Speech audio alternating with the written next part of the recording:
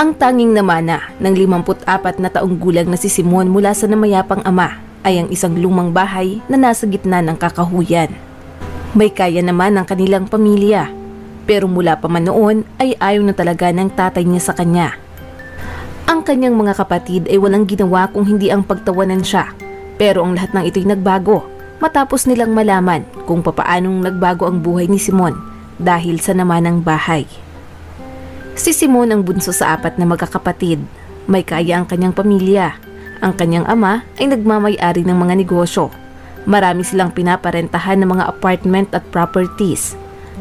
Habang lumalaki si Simon, ramdam niya ang pagmamahal ng kanyang buong pamilya. Hindi man gaano mabait sa kanya ang mga kapatid ay okay lamang iyon dahil palagi naman siyang kinakampihan ng kanyang ina. Palagi siyang tinuturuan ng mga ito sa pagbabasa at pagsusulat. Naging maayos naman ang lahat, pero bigla na lamang itong nagbago nang mamatay ang kanyang ina. 8 taong gulang pa lamang si Simon noon. Kasabay ng pagkawala ng kanyang nanay ay bigla ring nagbago ang pakikitungo ng kanyang ama. Sa hindi maipaliwanag na dahilan ay lumayo ang loob nito kay Simon. Palagi itong galit kahit wala namang ginagawang mali ang bata. Mula nang pumanaw ang kanyang ina, pakiramdam ni Simon ay mag-isa na lamang siya sa mundo. Mismong pamilya niya ay ayaw sa kanya. Maraming beses niya na itong naramdaman. Isang halimbawa na lamang ay ang damit nila noong ilibing ang kanilang ina. Lahat ng kanyang mga kapatid ay mayroong mga bagong damit, habang siya ay pinagtsatsagaan ang lumang long sleeve na medyo bitin pa sa kanya. Ang 3 niyang mga kapatid ay binibigyan lagi ng pera at bagong laruan, habang siya ay tagasalo ng mga pinaglumaan. Ang ipinagtataka ni Simon ay mayroon naman sanang pera ang kanyang ama, pero bakit sa magkakapatid ay siya palagi ang parang kawawa? Nagpatuloy pa ang ganitong pag-uugali ng kanyang ama hanggang sila ay magbinata na. Ang pinaka-ikinasama ng loob ni Simon ay noong mag-enroll ang kanyang mga kapatid sa kolehiyo. Pinagbutihan niya ang kanyang pag-aaral sa high school para naman matuwa ang kanyang tatay, pero sa halip ay hindi siya nito pinag-aral. Palagi itong nagdadahilan sa tuwing hihingi ng eksplanasyon si Simon. Dahil sa pangyayaring iyon, napilitan na lamang si Simon na magtrabaho. Nag-apply siya sa kahit na anong trabaho kahit mababa lamang ang sweldo, basta kumita lamang siya ng pera. Mas maliit ito kaysa sa sinisweldo ng mga kapatid niyang nag-aral. Ang panganay ay doktor, ang pangalawa ay engineer at ang ikatlo naman ay manager sa hotel. Habang siya ay nananatiling mahirap at walang permanenteng trabaho. At iyon ay dahil sa tatay niya. Ang tatay niyang walang kaamor-amor sa kanya. Habang nagpapasarap sa buhay ang mga panganay na kapatid, si Simon naman ay problemado kung papaano mababayaran ang bill sa tubig at kuryente kada buwan o kung ano ang kakainin niya sa susunod na araw. Kahit mayroon ng maayos na buhay ang kanyang mga kapatid, ay suportado pa ito ng kanilang ama. Ang panganay ay nakatira sa penthouse kung saan matatanaw ang dagat, habang si Simon nakatira sa palayan. Bumibisita naman ang kanyang tatay paminsan-minsan, hindi para tumulong o mangumusta. Gusto niya lang makita ang hirap ng buhay ni Simon, tapos aalis na rin ito kaagad. Pero sa kabila ng lahat ng ito ay masaya si Simon dahil mayroon siyang mapagmahal na asawa at 2 mababait na anak. Dahil natuto na si Simon sa buhay, minahal at ipinakita niya sa kanyang mga anak kung papaano maging mabuting tatay. Naging patas siya sa lahat ng bagay, kahit pa ang sakit-sakit para sa kanya ng lahat. Lumipas ang maraming taon ay naging ganito ang trato ng kanyang mga magulang at kapatid. Noong dumating ang araw na namatay ang kanyang ama ay hindi na nasorpresa si Simon. Siya ang huling nakaalam ng tungkol rito. Nalaman niya pa ito mula sa ibang tao. Hindi siya nakaramdam ng lungkot sa nangyari. Sa nakalipas na mga taon ay parang naubos na ang pagmamahal niya para sa kanyang tatay dahil sa mga ginawa nito. Kasama ang asawa at mga anak ay nagtungo si Simon sa burol. Nang mailibing na ito ay saka siya inimbitahan ng kanyang mga kapatid na mag-usap para sa gagawing hatian ng mana. Nagulat si Simon nang marinig ang bagay na ito dahil sa totoo lang ay hindi naman siya nag-e-expect ng kahit na ano mula sa kanyang mga kapatid. Nagdalawang isip din siya kung pupunta ba siya roon.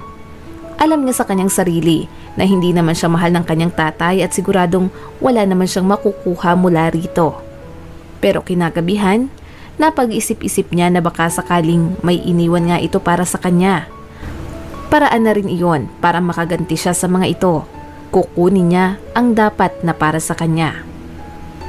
Pagdating pa lamang ni Simon sa family gathering kung saan pinag-uusapan ang mga ari-ariang naiwan ng kanilang tatay, ay tiningnan siya kaagad ng masama nito na para bang hindi siya dapat naroon.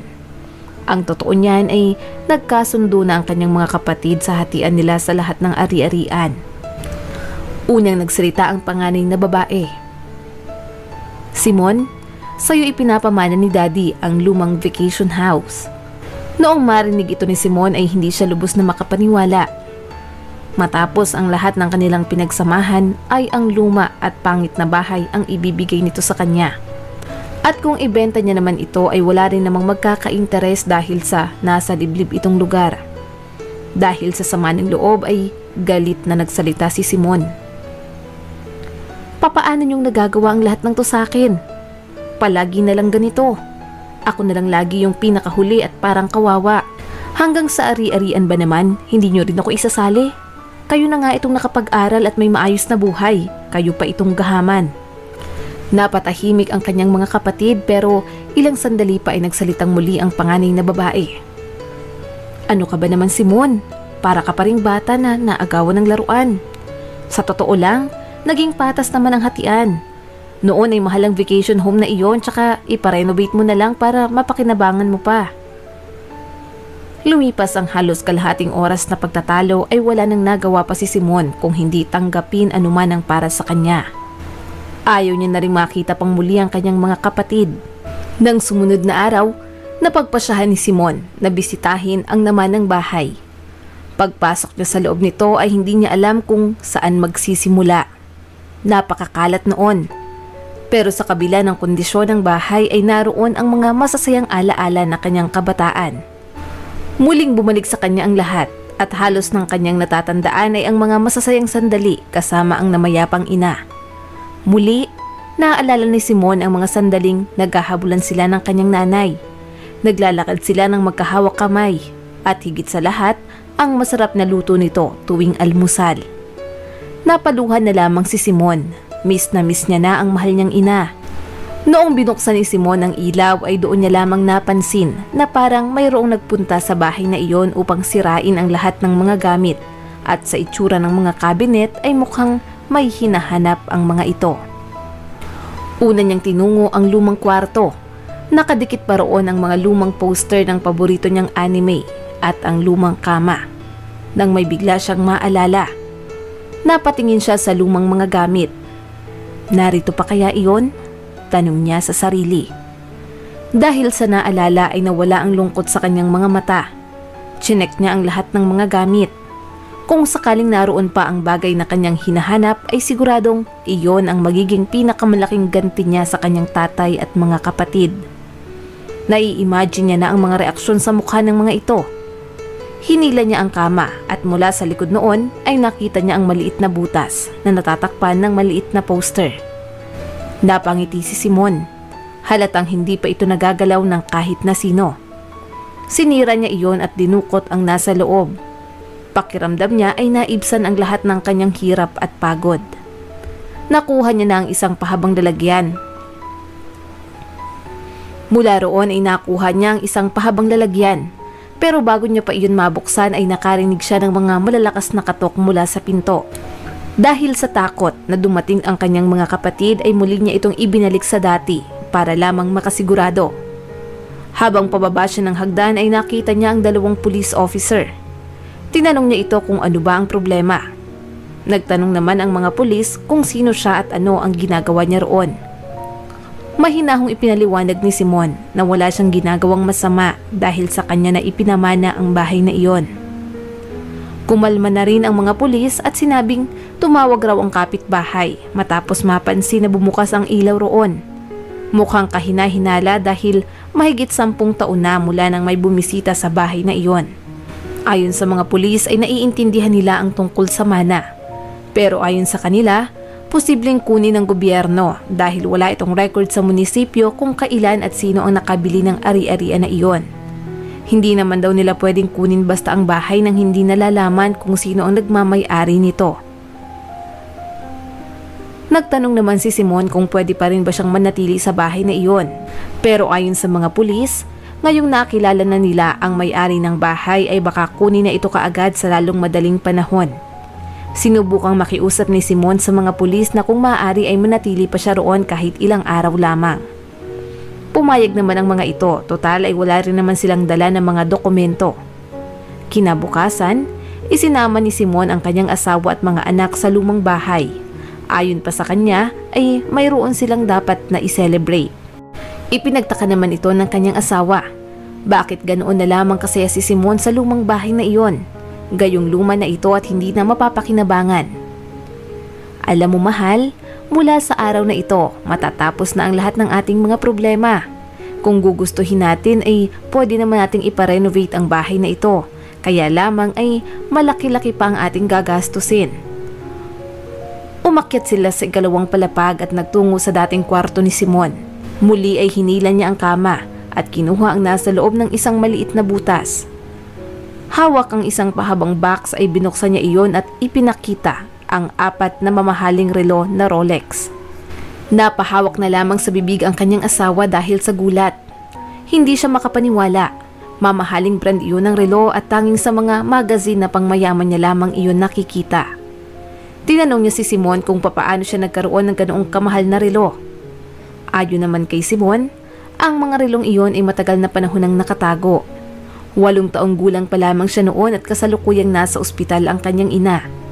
Dahil sa galit niya sa kanyang ama ay itinago niya ang mga relong iyon dahil alam niyang iyon ang isa sa pinakamahalagang bagay na pinakaiingatan nito. Bilang ganti ay itinago niya ito sa kanyang kwarto. Balak niya naman sana itong ibalik makaraan ng ilang araw, pero kaagad tumawag ang kanyang ama sa mga pulis para i-report na mayroong nagnakaw ng kanyang mga alahas.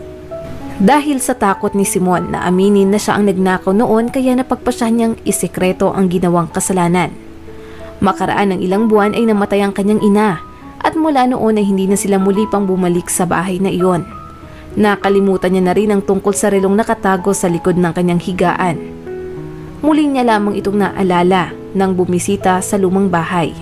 At ngayong nasa kamay niya na ang mga ito ay siguradong maiibenta niya ito sa napakamahal na presyo. Siguradong hindi bababa sa $1 million ang bawat isa sa mga ito. Makaraan ng 6 na buwan mula nang maganap ang hatian sa mana ay tinawagan ni Simon ang mga kapatid para sa isang family gathering. Sa tingin niyo kaya na pa-renovate niya ang bahay? Tanong ng kapatid na lalaki. Pagdating nila sa lumang bahay ay muling nagtawanan ang magkakapatid dahil wala namang nagbago sa bahay na iyon.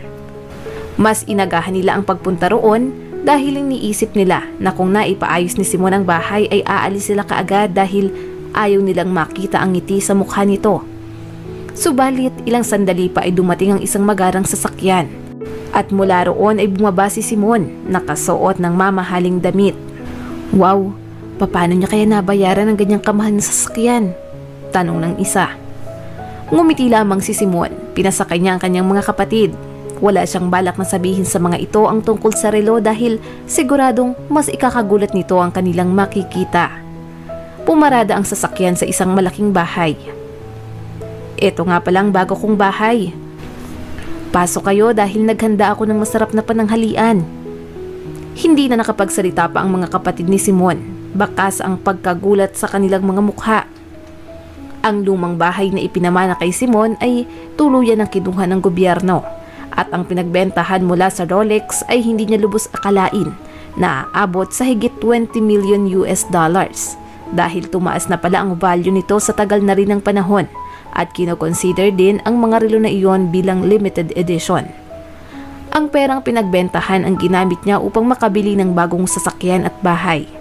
Nagtayo rin siya ng hardware and construction supply na talaga namang malakas kumita.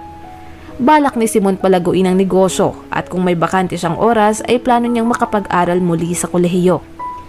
Sa huli, naging masaya ang kanyang buhay kasama ang kanyang asawa at mga anak.